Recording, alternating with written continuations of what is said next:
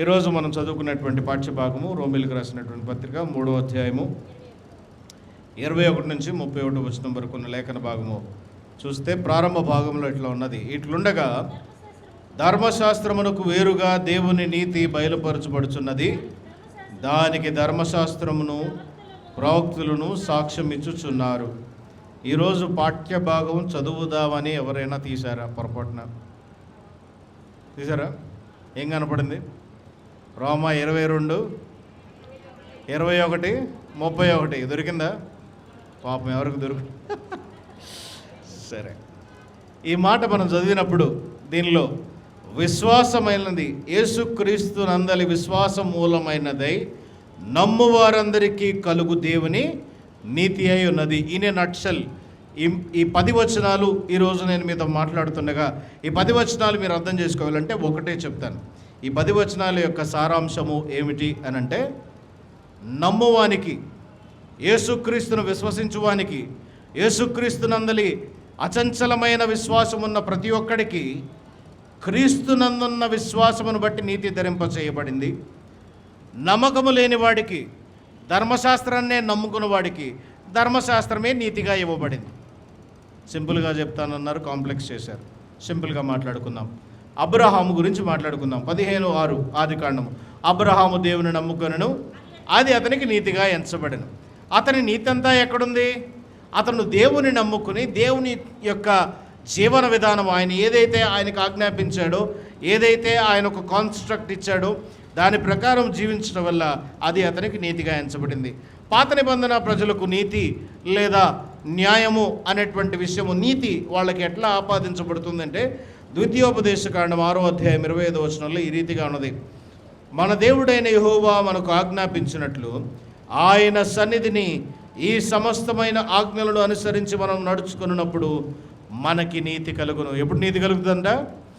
ఆయన ఆజ్ఞలను అనుసరించి, ఆయన ధర్మశాస్త్రమును అనుసరించి నడుచుకున్నప్పుడు. అంటే ఏమిటి అర్థము? 10 ఆజ్ఞల ప్రకారం వారి జీవితాన్ని మలుచుకుని, ఈ 10 ఆజ్ఞల ప్రకారం దేవుడిచ్చినటువంటి జీవన విధానంలోకి వారిని వారు మలుచుకుని, ఆ రీతిగా వారి జీవనం ముందుకు కొనసాగిస్తూ దేవుని వైపు చూస్తూ ప్రతి విషయంలోనూ వారు వారేసేటువంటి ప్రతి అడుగులోనూ, ప్రతి ఆలోచనలోనూ, నేను చేసేది ధర్మశాస్త్రం ప్రకారం ఉన్నదా, నేను చేసేది దేవుని చిత్తాన్ని నెరవేర్చేదిగా ఉన్నదా అంటే వారి యొక్క జీవన విధానంలోనే ధర్మశాస్త్రాన్ని ఇముడ్చుకోవాలి. వాళ్ళకి 10 ఆజ్ఞల ప్రకారం జీవించమంటే ఇంట్లో ఫోటోలుగా తగిలించుకోవటమో, కంఠాపదంగా చెప్పటమో, చూడకుండా 10 సార్లు రాయటమో, ఇది కాదు 10 ఆజ్ఞలు అంటే. ఈ 10 ఆజ్ఞలు వారి జీవితంలో ప్రతి విషయంలో వాళ్ళు ఆలోచన చేసుకోవాలి. ప్రతి విషయంలో వాళ్ళు ఆలోచన చేసుకోవాలి. ఎక్కడ ఆలోచన చేసుకోవాలి? నిన్ను వలే నీ పొరుగు వారిని ప్రేమించు. Love your neighbour as your self. ఎప్పుడు ప్రేమిస్తావు? నిన్ను నువ్వే ప్రేమించుకోలేవు. వాడొక మాట అంటే భరించుకోలేవు. వాడొక మాట నీ మీద దూషిస్తే ఎంట్రా నువ్వు నన్ను అనేది లేచిపోతావు. మన జీవన విధానంలో ఈ 10 ఆజ్ఞలు, చాలా చిన్న మాట నేను మీకు చెప్పా, ప్రతి కండిషన్ని మీరు పెట్టుకోండి. ఈ 10 ఆజ్ఞలు నీ జీవితంలో ఎప్పుడు అప్లై చేసుకోగలవు? ఎలా జీవించగలవు?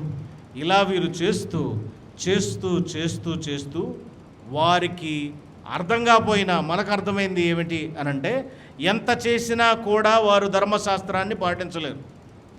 ఎంత చేసినా కూడా వారి ధర్మశాస్త్రం ప్రకారం జీవించలేరు. సంఘాలలో ఈ రోజులు చాలా మిస్టర్ పర్ఫెక్ట్లు బయలుదేరారు, మిస్ పర్ఫెక్ట్లు బయలుదేరారు. ఎట్లాంటి వాళ్ళు వీళ్ళు? ఎవడు ఈ మిస్టర్ పర్ఫెక్ట్ అంటే, నాకు వాక్యం బాగా తెలుసు, నేను నీతిమంతుణ్ణి, బైబిల్ ప్రకారం జీవిస్తున్నా, దమ్ముంటే నన్ను మ్యాగ్నిఫైయింగ్ గ్లాస్లో పెట్టి చూసుకో. అక్కడే ఫెయిల్ అయిపోయావు. అసలు నిన్ను నువ్వు తగ్గించుకోలేకపోతున్నావు కదా, అక్కడే ఫెయిల్యూర్. ఎవరూ నీతిమంతులు లేరు. సహోదరు చెప్పినట్టు నీతిమంతులు ఎవరూ లేరు. దేవుడు పైనుంచి మానవ జాతిని చూసినప్పుడు ఆయన మిక్కిలి సంతాపపడుతున్నాడు, బాధపడుతున్నాడు, దుఃఖపడుతున్నాడు. ఎందుకనంటే మానవుడు చేసేటువంటి అక్కడ తప్పిదాలను చూసి కాదు, వాడి బ్రతుకులోనే, వాడి జీవనంలోనే, వాడి ఆలోచనలోనే, వాడి కార్నాలిటీ అంటే శరీర తత్వంలోనే పాపము ఇమిడిపోయి ఉన్నది.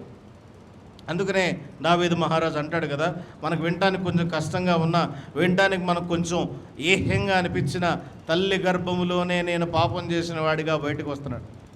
అంటే యువర్ సీడ్, నీ ఆలోచన లేదా నీ విత్తనం ఎక్కడ బయలుదేరుతుంది? తల్లి గర్భంలో ఉండగానే అది పాపపు విత్తనముగా బయలుదేరుతుంది. మీకు చాలాసార్లు ఈ ఎగ్జాంపుల్ చెప్పాను కదా.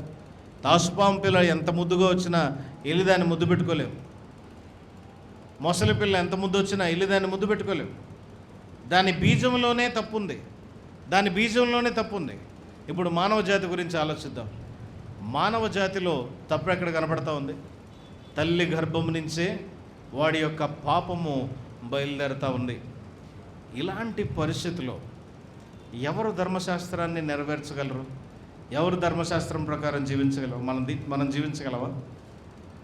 మనకు తెలియకుండానే మనం అడిగేటువంటి ప్రశ్నల్లో, లేదా మనం అడిగేటువంటి విధానంలో, లేదా సంఘంలో మనం బయటకు వచ్చేటువంటి విధానంలో మనం ఏమేమి ఆలోచిస్తూ ఉన్నామంటే పాత నిబంధన గ్రంథంలో ఉన్నటువంటిది నెరవేరుస్తున్నామా లేదా చూసుకుంటున్నాం. గమనించుకోండి, ఒకసారి క్వశ్చన్ చేసుకోండి.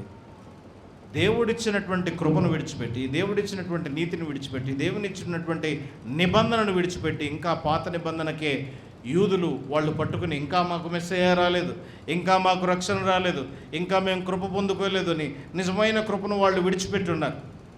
చాలా క్రైస్తవ సంఘాల్లో యేసును అనుభవిస్తూ కూడా పాత నిబంధన పట్టుకునే వాళ్ళు చాలామంది ఉన్నారు. అవునా కదా? మనల్ని మనం ఒకసారి సరి చేసుకోవాలి ఆ విషయంలో. ఇక్కడ చూడండి, ఇక్కడ ఏం చెప్తున్నాడంటే నీతి ఏంటి? ఇప్పుడు ధర్మశాస్త్రాన్ని జీవించడం, ధర్మశాస్త్రం ప్రకారం నడవటం, ధర్మశాస్త్రాన్ని అధ్యయనం చేయటం, అలవర్చుకోవటం, దాని ప్రకారం వారి జీవన విధానాన్ని క్రమశిక్షణలో పెట్టుకోవటం నీతి. అయితే ఆ నీతి వాళ్ళు చేయలేకపోతున్నారు. ఎక్కడో అబ్రహాము లాంటి వాళ్ళు నూటికో కోటికో ఆయన కూడా చేసిన తప్పులు చాలా ఉన్నాయి. నువ్వు ఒక ఎథీస్ట్ దగ్గరికి వెళ్ళి, అంటే దేవుడు లేని వాడి దగ్గరికి వెళ్ళి ఇదిగో అబ్రహామును చూపిస్తే అబ్రహాం చేసిన పాపాలు చెప్పలేడా? నువ్వే చెప్తావు కాసేపు బైబిల్ చదివితే. అసలు హాగర్తో ఆయనకి ఏం పని? ఎందుకు ఆ తప్పు చేశాడు? కెతూరాతో ఆయనకి ఏం పని? అవునా కదా? బహుభార్యత్వం ఎందుకు వచ్చింది?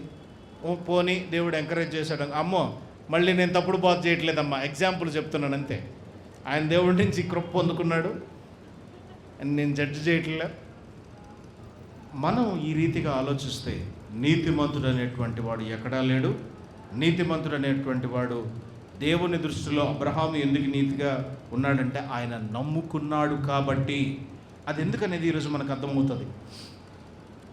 రైటియస్నెస్ వితౌట్ వర్క్స్, పనులు చేయకుండా, క్రియలు చేయకుండా, క్రియాత్మకంగా కాకుండా నీవు నీతిని పొందుకోలేవు.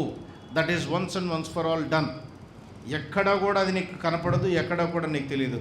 కానీ ఎక్కడ నీకు అది కనపడుతుంది అని అంటే యేసుక్రీస్తు ప్రభుల వారు ఎప్పుడైతే శిలువ మీద వచ్చి ఆయన మరణించి, ఆ మరణము ద్వారా, ఆ పునరుద్ధానం ద్వారా ఆయన దేవుడికి ఇచ్చినటువంటి ఒబీడియన్స్ని బట్టి, ఆయన చూపించినటువంటి విధేయతను బట్టి, ఆయన చూపించినటువంటి నమ్మకాన్ని బట్టి, ఆయన చూపించినటువంటి అచంచలమైన విశ్వాసమును బట్టి ఆయన నీతి మన దగ్గరికి రావడానికి ఆయన ఒప్పుకున్నాడు. కాబట్టి ఆ నీతి మనకు ధరింప చేయబడుతుంది. ఇదే మొదటి వచనంలో ఉన్న మాట.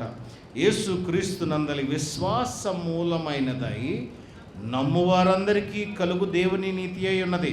ఎవడైతే దానిలో నమ్ముతున్నాడో, ఎవరైతే అచంచలమైన విశ్వాసం యేసునందు పెడుతున్నారో, యేసు మృతి పొందాడు, తిరిగి లేచాడు, పునరుద్ధానుడయ్యాడు, ఆయన వల్లే నాకు రక్షణ అని నమ్ము ప్రతివానికి ఈ నీతి ధరింప చేయబడుతుంది. పాత నిబంధన గ్రంథంలో ఇంకొక మాట కూడా చెప్పి నేను ముందుకు వెళ్తాను.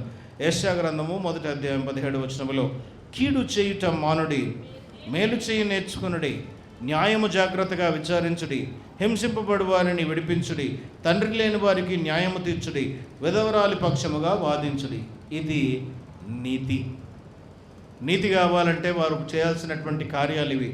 ఏం చేయాలంటే కీడు చేయటం మానుకోవాలి, మేలు చేయటం నేర్చుకోవాలి, న్యాయం చేయాలి, హింసింపబడు వారిని విడిపించాలి, తండ్రి లేని వారికి న్యాయం తీర్చాలి, విధవరాల పక్షంగా వాదించాలి. ఇశ్రాయేలీల్లో ఎవరైనా ఇది చేశారా?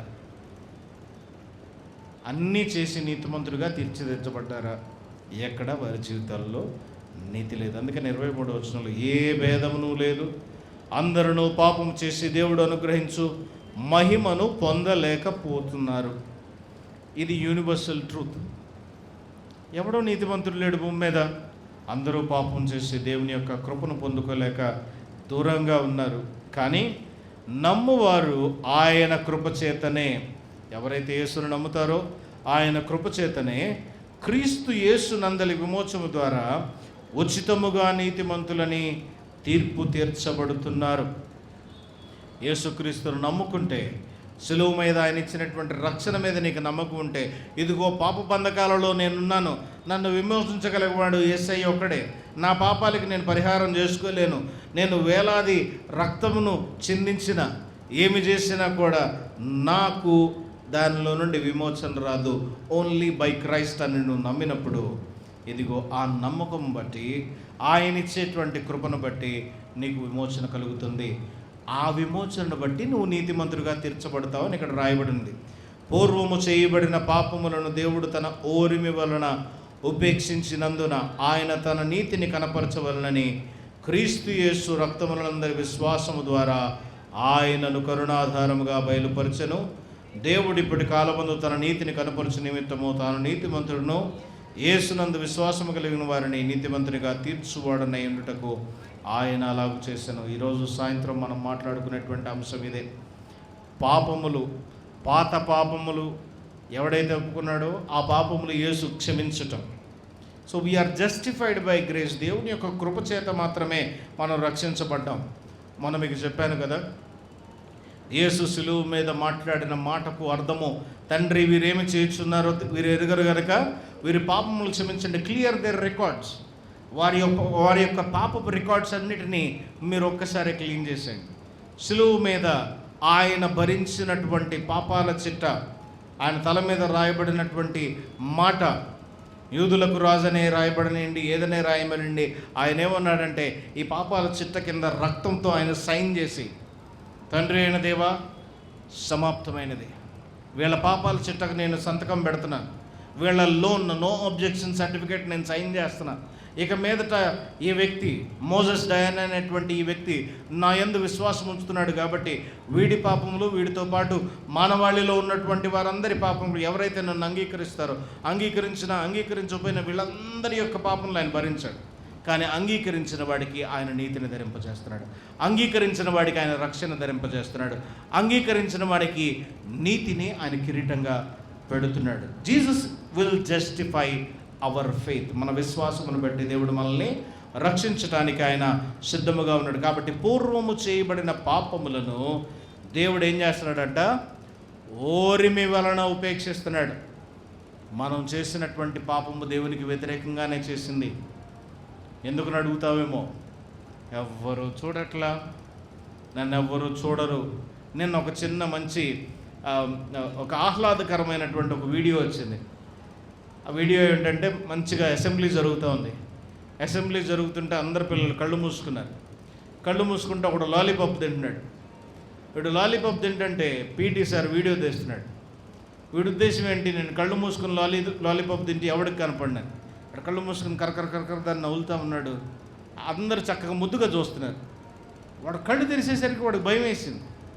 బాధ ఏంటో తెలుసా? నేను తింటున్నది ఎవడు తెలియకూడదే, కళ్ళు మూసుకుని కదా నేను తింటున్నది. సో మన పరిస్థితి అదే. మనం చేసేటువంటి పాపాలన్నీ ఎట్లా ఉంటాయంటే ఎవడు చూడట్లా, ఎవడికి తెలియట్లా. నేను చేసేది ఎవడికి తెలుసుద్ది, నేను చేసేది ఎవరికి తెలియదు. 4 గదుల మధ్యలో పాపం, ఎవరు చూడనప్పుడు పాపం, చీకటిలో పాపం, ఒంటరిగా ఉన్నట్టు పాపం, చూస్తున్నవాడు ఒకడు ఉన్నాడు అని మర్చిపోయి మనం చేసే ప్రతి పాపము ఎవరికి వ్యతిరేకంగా చేస్తున్నాం? దేవునికి వ్యతిరేకంగా చేసినటువంటి పాపము ఆయన ఓరిమి వలన ఎవరు ఉపేక్షించారు? యేసు సిలువ మీద ఉపేక్షిస్తున్నాడు. తండ్రి అయిన దేవునికైతే అది నీతి. తీసుకొచ్చి, బాబు పలానా రోజు పలానా ప్లేసులు నువ్వు అలా చేసావు అని ఆయన పెట్టడానికి తండ్రి అయిన దేవునికి అధికారం ఉంది. కానీ దీనిని సిలువ మీద ఓర్చుకున్నవాడు ఎవడు? యేసుక్రీస్తు ప్రభువు వారు. ఆయన ఓరిమి వలన దీనిని ఉపేక్షించినందున ఆయన తన నీతిని కనపరచవల్లని క్రీస్తు యేసు రక్తమునందలి విశ్వాసము ద్వారా ఆయనను కరుణాధారముగా బయలుపరచెను. ఈ మాటలు చూడండి. విశ్వాసమును బట్టి మనకు తెలుసు, మనకి అందరికీ బాగా ఇష్టమైన మాట యోహాను 3:16, దేవుడు లోకమును ఎంతో ప్రేమించెను కాగా తన అద్వితీయ కుమారుని యందు విశ్వాసముంచు ప్రతి వానికి నశింపక నిత్య జీవం పొందినట్లు ఆయనను అనుగ్రహించెను. This is just only because of the faith we have in Jesus. కానీ 18వ వచనంలో కూడా అట్లాంటి మాట ఉంది చూడండి. ఆయన యందు విశ్వాసముంచు వానికి తీర్పు తీర్చబడదు. విశ్వసింపని వాడు దేవుని అద్వితీయ కుమారుని నామందు విశ్వసించలేదు కనుక వానికి ఇంత మునుపే తీర్పు తీర్చబడను. ఎవరికైతే విశ్వాసం లేదో వాడికి ముందే తీర్పు తీర్చబడింది. ఏంటా తీర్పు? ధర్మశాస్త్ర ప్రకారమైన తీర్పు. దేవుడు ఆల్రెడీ ధర్మశాస్త్రం ఇచ్చాడు. ధర్మశాస్త్రం ఉన్నోడికేమో ధర్మశాస్త్ర ప్రకారమైన తీర్పు, క్రీస్తును నమ్ముకున్న వాడికేమో విశ్వాసమును బట్టి, నిరీక్షణను బట్టి నీతిగా యేసు మనకు కిరీటముగా ధరింపచేస్తున్నాడు.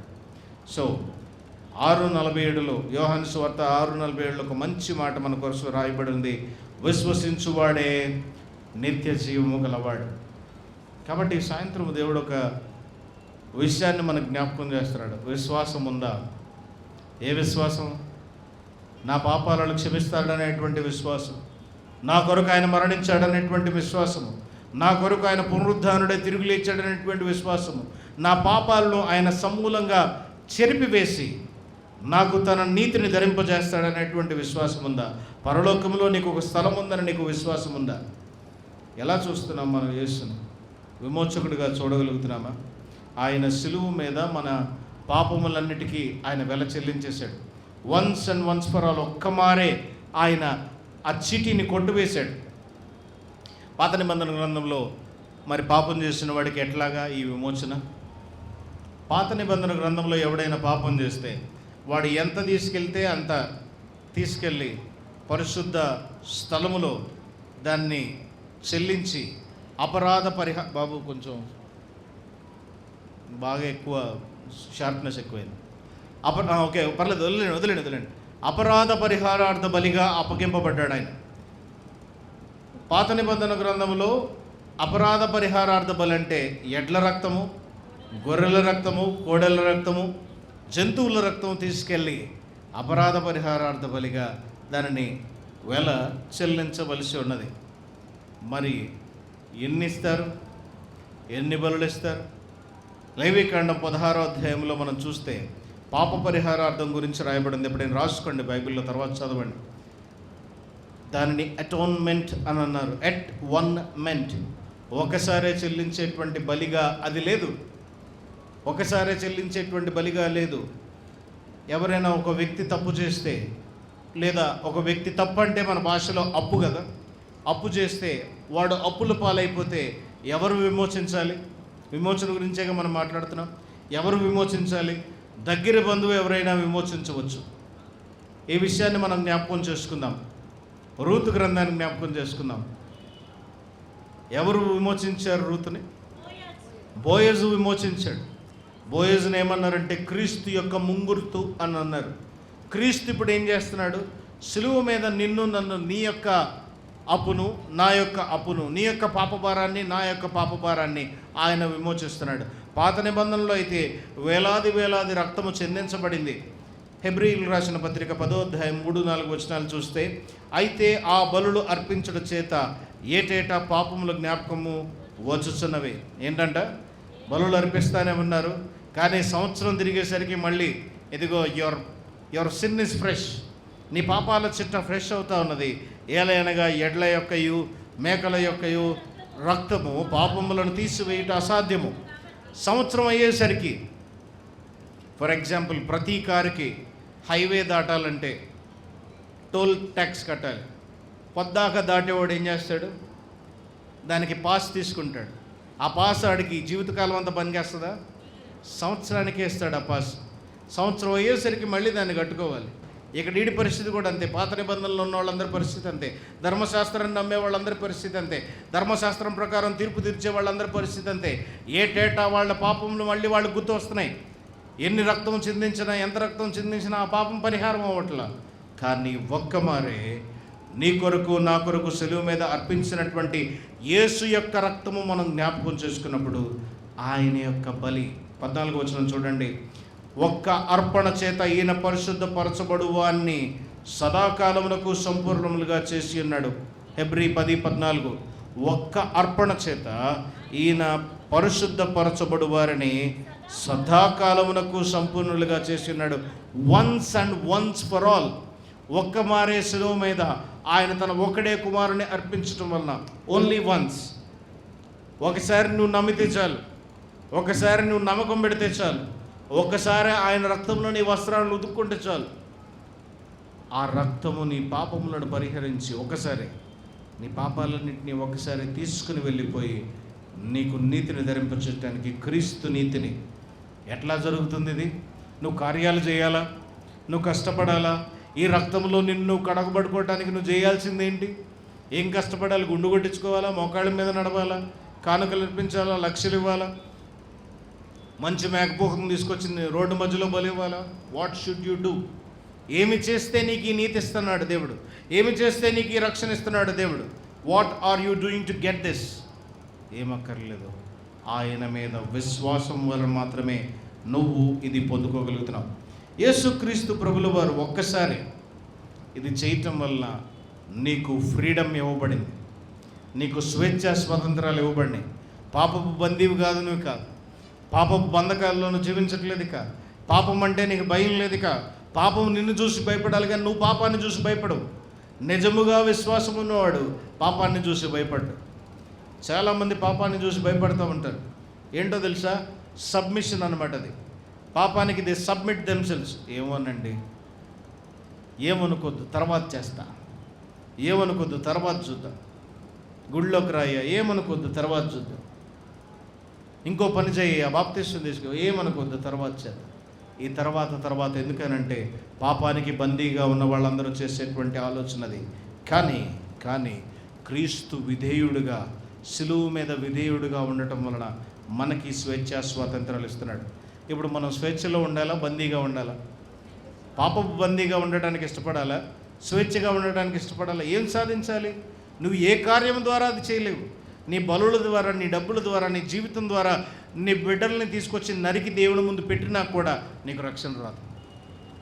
ఎందుకంటే ఎవరి రక్తము నిన్ను పరిహారం చేయలేదు. Only cross is the vindication of divine justice.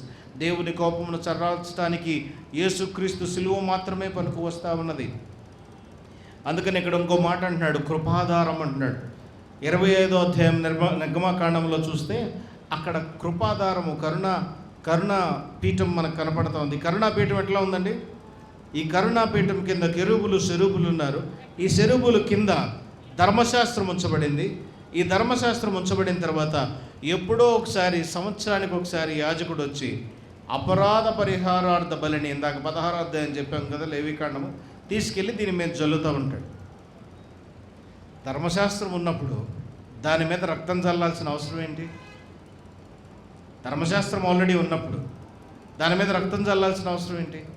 దేవుడికి అప్పుడే తెలుసు ధర్మశాస్త్రాన్ని మానవుడు చేయలేడని. దాని మీద కోపము రాకుండా ఉండటానికి ఆయన, ఈ యాజకుడు ఎప్పుడైతే ఏ ఎడ్ల రక్తం అయితే, ఏ గొర్రెల రక్తం అయితే, ఏ మేకపోతు రక్తం అయితే తీసుకొస్తాడో దాని మీద చల్లి పాప పరిహారార్థము ఆయన చేస్తూ ఉన్నాడు. కానీ నూతన నిబంధనలోకి వచ్చేసరికి 25వ వచనం మనం ఇందాక చదువుతున్నాం కదా, దానిలో ఏమంటున్నాడు? క్రీస్తే కృపాధారం అయ్యాడు. He became the mercy seat himself. ఆయనే కృపాసనంగా మారిపోయాడు. మనకి ఇంకా వేరే రక్తం అక్కర్లా, యేసు రక్తమే. యేసే కరుణాపీఠముగా మారిపోయాడు. యేసే కరుణాపీఠముగా, యేసే కృపాసనముగా మారిపోయాడు. యేసే మన కొరకు పర్ఫెక్ట్ సాక్రిఫైస్గా మారిపోయాడు. మనం వేరే సాక్రిఫైస్ కోసం వెతుక్కోవాల్సిన అవసరం లేదు. ఇంకా నేనేం చేద్దామా, నేనేం చేయాలి, నా పాపాల కోసం నేనేం చేయాలి అని నువ్వు వెతుక్కోవాల్సిన అవసరం లేదు. నువ్వు నమ్మవలసింది యేసును మాత్రమే. క్రీస్తు యేసు రక్తమునందల విశ్వాసము ద్వారా ఆయనను కరుణాధారముగా బయలుపరచెను. దేవుడిప్పటి కాలమందు తన నీతిని కనపరచు నిమిత్తము తాను నీతిమంతుడును, యేసునందు విశ్వాసం గల వారిని నీతిమంతుడుగా తీర్చువాడనై ఉండుటకు ఆయన ఇలాగున చేశాను. యేసు పాపాలు క్షమించాడండి. యేసు పాపాలు క్షమించాడంటే దాని ఉద్దేశం ఏంటి? పాపం అంటే ఈయనకి లెక్కలేదు, పాప భారం ఈయనకి అర్థం కావట్లేదు, అది కాదు. పాపాన్ని ఆయన తక్కువగా తీసుకోవట్లా, పాపాన్ని ఆయన భరించాడు ఆల్రెడీ. పాపాన్ని ఆయన మీద వేసేసుకున్నాడు. ఈ పాప భారాన్ని ఆయన ఇష్టపడట్లా, కానీ నీ కోసం, నా కోసం అది ఆయన చేస్తున్నాడు. ఎందుకంటే దేవుడు పాపాన్ని అసహ్యించుకునేటువంటి వాడు. పడమటికి తూర్పు ఎంత దూరమో ఆయన మన అతిక్రమం మనకంతా దూరపరిచి ఉన్నాడు. యెషయా గ్రంథం 1వ అధ్యాయం 18వ వచనంలో ఈ మాట ఉంది చూడండి. యెహోవా ఈ మాటను సెలవిచ్చుచున్నాడు, రండి మన వివాదము తీర్చుకుందాము. మీ పాపములు రక్తము వలె ఎర్రనివైనను అవి హిమము వలె తెల్లబడను, కెంపు వలె ఎర్రనివైనను అవి గొర్రె బొచ్చు వలె తెల్లని వగును. యెషయా గ్రంథం అంతా మనకు చెప్పేది అదే ఒక్కటే మాట. మీకు క్రొత్త భూమి క్రొత్త ఆకాశం ఇస్తున్నాను, మీకు ఒక మెస్సయ్య వస్తాడు. మీ పాప భారములు, మీ కష్టాలు, మీరు ధర్మశాస్త్రాన్ని నెరవేర్చలేని పోని యొక్క మనస్తత్వం నుంచి మిమ్మల్ని తప్పించి ఈ మెస్సయ్య మీ కొరకు ఏం చేస్తాడంటే తానే సఫరింగ్ సర్వెంట్ లాగా ఆయన తల వంచుకొని ఆయన మీ కొరకు ప్రాణాన్ని అర్పించడానికి, తన రక్తం అర్పించడానికి నీతిమంతుడుగా ఆయన రాబోతున్నాడు. మీకా 7:18 చూద్దాం. తన స్వాస్థ్యములో శేషించిన వారి దోషమును పరిహరించి వారు చేసిన అతిక్రమముల విషయమై వారిని క్షమించు దేవుడైన నీతో సమ్మైన దేవుడు ఎవరైనా ఉన్నాడా? పోయిన ఆదివారం మనం చదువుకున్నాం. ఆయన కనికరము చూపుట యందు సంతోషించువాడు కనుక నిరంతరము కోపముంచడు. ఆయన మరల మన యందు జాలిపడును, మన దోషములను అణచివేయును, వారి పాపములన్నిటినీ సముద్రాఘాధములో నువ్వు పడవేతు. దేవుడు అంత గొప్పడు దేవుడు. ఆయన యేసుక్రీస్తు ప్రభుల వారిని సులువు మీద మన కొరకు అర్పించి మన కొరకు చేసినటువంటి గొప్ప కార్యము. కాబట్టి క్షమాపణ, యేసు మన కొరకు సులువు మీద అర్పించినటువంటి క్షమాపణ మనకు నీతిగా ఇవ్వబడింది. యేసు మన కొరకు ఇచ్చినటువంటి రక్తము, యేసు రక్తమునందలి విశ్వాసము, యేసునందలి విశ్వాసం మనల్ని నీతిమంతులుగా తీర్చుతూ ఉన్నది. కాబట్టి ఇప్పుడు చెప్పండి, ఇప్పుడు మనం నీతిమంతులమా? దేనివల్ల నీతిమంతులుగా తీర్చబడుతున్నాం? దేని వలన మన పాపాలు క్షమించబడుతున్నాయి? పూర్వపు పాపాలని దేవుడు క్షమిస్తాడా లేదా? చాలాసార్లు చూసాం బైబిల్లో. చూడండి, మత్తయి సువార్త 9వ అధ్యాయం 2వ వచనము. ఈ నెలంతా మనం చదువుకున్న పాఠాలన్నీ మనకు కనబడతా ఉన్నాయి. ఇదిగో జనులు పక్షవాయువుతో మంచం పట్టి ఉన్న ఒకరిని ఆయన యొద్దకు తీసుకుని వచ్చిరి. యేసు ఈ మాట మనం చెప్పుకున్నాం కదా. పక్షవాయువు కలిగిన వాడితో ఏమన్నాడు ఆయన? బాబు, నిన్ను స్వస్థపరుస్తున్నాను లేకన్నాడు. నీ పాపములు క్షమించబడి ఉన్నవని ఆయనతో చెప్పినందుకు ధైర్యముగా ఉండవు, నీ పాపములు క్షమించబడి ఉన్నవని పక్షవాయువు కలివానితో చెప్పిన. సబాతు రోజున ఆయన చేసినటువంటి పని చాలామందికి కష్టాన్ని కలుగజేసింది. లూకా సువార్త 7వ అధ్యాయం 47వ వచనంలో మొన్నే చెప్పుకున్నాం. ఎవరేమా? వ్యభిచారములో పట్టబడినటువంటి స్త్రీ. ఏమన్నాడు? ఆమె యొక్క విస్తారమైన పాపములు క్షమించబడి ఉన్నవి. ఎట్లా? ఎందుకు చెప్పాడు? ఏమని చెప్పాడు? ఏం చేసిందామా? అందరూ ఆమె మీదకి వచ్చారు, అందరూ ఆమె మీద నేరం మోపేవాళ్ళే, అందరూ ఆమె గురించి చెడు చెప్పేటువంటి వాళ్ళే. మనకి ఈరోజు కూడా సంఘాల్లో ఆడిట్లాంటోడు ఈడట్లాంటోడు, నీ సంగతి నువ్వు ఏడవలేవు. మన కళ్ళల్లో ఉన్నటువంటి ధూలాన్ని తీసుకోకుండా పక్కనోడి కంటిలో ఉన్న అక్కడ చిన్నది ఉందో చూసావా, మనది మనం కనపడదు. బైబిల్ అనే అర్థం మనం సరి చేయలేకపోతుంది, మన జీవితాలను మనం సరి చేసుకోలేకపోతున్నాం. కానీ మన ఇంట్రెస్ట్ అంతా ఎక్కడ? మన జీవితంలో మనం చూసుకోలేము, అద్దంలో చూడలేము, కానీ సీసీటీవీ కెమెరా పనులన్నీ చేస్తూ ఉంటాం మనం కదా. ఈమె చేసినటువంటి విస్తారమైన పాపములు ఎంతోమంది పాయింట్అవుట్ చేస్తూ, అమ్మ నీ బతికిది, అమ్మ నీ జీవితం ఇది, you are such a worst woman అని ఆమెను అందరూ అంటున్నా. అమ్మ నీ మీద ఎవడు రాయలేదా? ఎందుకనే లేదు? నేను కూడా even though I have the right, నాకు వేసేటువంటి అధికారం ఉన్నా నేనేను. ఇక నువ్వు పాపము చేయొద్దు. ఆమె విస్తారమైన పాపములు క్షమించబడి. మీరు గమనించండి, గతకాల పాపములు, పక్షవాయువు కలిగిన వారి జీవితంలో గతకాల పాపములు యేసు క్షమించలేదా? వ్యభిచారం చేసినటువంటి స్త్రీ జీవితంలో గతకాల పాపములన్నింటినీ యేసు క్షమించలేదా? యోహాను 8:11, neither do I condemn you. ఇదే మాట, నేను కూడా నీ మీద రాయిపోయినందుకు యేసు నేను నీకు శిక్ష విధింపను, నువ్వు వెళ్ళి ఇక నువ్వు పాపం చేయకమని ఆమెతో చెప్పాను. లూకా సువార్త 23 మనందరికీ తెలిసినటువంటి బాగా చెప్పేటువంటి మాట. యేసుతో పాటు సిలువ వేయబడినటువంటి దొంగ. ఇంగ్లీష్లో ఒక గొప్ప మాట రాయబడి ఉంది, this person never fits in to any kind of theology. బాగా ప్రపంచమంతా వేదాంత ధోరణితో వాక్యాలు వల్లించే గొప్ప గొప్ప వాళ్ళకి ఎక్కడా కూడా ఈ వ్యక్తి అర్థం కాడు.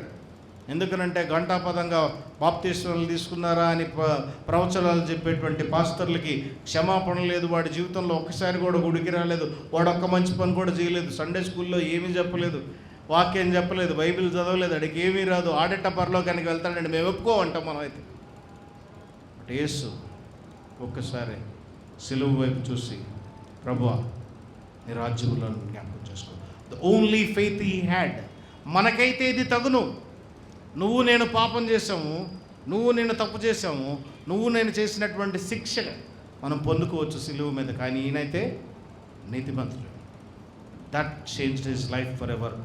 ఒక్కసారి ఆయన యేసునందు విశ్వాసం ఉంచుతున్నాడు. కాబట్టి ప్రియులారా, ఈ సాయంత్రం మనం జ్ఞాపకం చేసుకోవాల్సింది, యేసునందలి విశ్వాసం ఉంచిన వాడిని యేసు క్షమిస్తాడా లేదా? విశ్వాసమును బట్టి మనం నీతిమంతులుగా తీర్చబడతాం.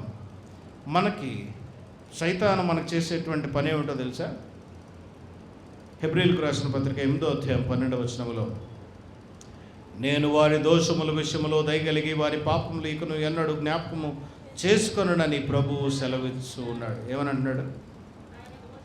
ఇంకా వాళ్ళ దోషము నేను ఎప్పుడూ కూడా ఎవరు జ్ఞాపకం చేసుకోవాలి? అయితే గీతే మన దోషములు ఎవరు జ్ఞాపకం చేసుకోవాలి?